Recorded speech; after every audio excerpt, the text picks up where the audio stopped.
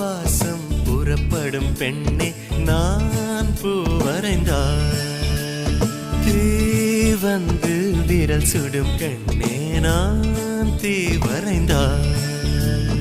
உயிரல்லதெல்லாம் உயிர் கொள்ளும் என்றால் உயிருள்ள நானோ என்ன ஆகுவேன்? உயிர் வாங்கிடும் ஓவியம் நீயடி.